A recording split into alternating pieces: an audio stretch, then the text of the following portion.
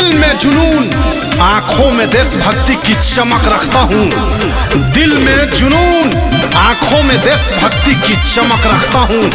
दुश्मन की जान निकल जाए, आवाज में इतनी दमक रखता हूँ, आवाज में इतनी दमक रखता हूँ। एगो तिरंगा खातिर गंगा खून के बह जाई रे। एगो तिरंगा खातिर गंगा खून के बह जाई रे।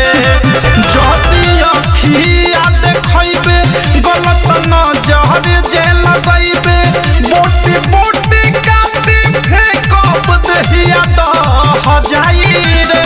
एगो तिरंगा खातिर गंगा खून के बह जाई रे। एगो तिरंगा खातिर गंगा खून के बह जाई रे। दे सलामी इस तिरंगे को जिससे तेरी शान है, दे सलामी इस तिरंगे को जिससे तेरी शान है। सर हमेशा ऊंचा रखना इसका, जब तक दिल में जान है, जब तक दिल में जान है। 2021 में भारत के जे छेड़ता, बुझली है अब गीता काल ओकर घेरता। 2021 में भारत के जे छेड़ता, बुझली है अब गीता काल ओकर घेरता।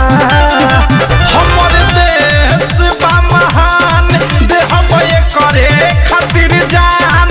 खून में गर्मी बा जवान में नाही सह जाई रे। एगो तिरंगा खातिर गंगा खून के बह जाई रे। एगो तिरंगा खातिर गंगा खून के बह जाई रे। सुन ले, लिख रहा हूँ मैं अंजाम जिसका कल आगाज आएगा। मेरे लहू का हर एक कतरा इनकलाब लाएगा, इनकलाब लाएगा। हिंदू मुस्लिम हवा सिख या ईसाई, देश में हमारा एकता पावे होई जा भाई भाई। अरे सुनना, हिंदू मुस्लिम हवा सिख या ईसाई, देश में हमारा एकता पावे होई जा भाई भाई। लिख राई कर राकेश, गावे प्रेमी अवधेश, अनुराग मिथिल से तोहरा घरावा में कह जाई रे। एगो तिरंगा खातिर गंगा खून के बह जाई रे। एगो तिरंगा खातिर गंगा खून के बह जाई रे। समझा देता नहीं, समझ जो।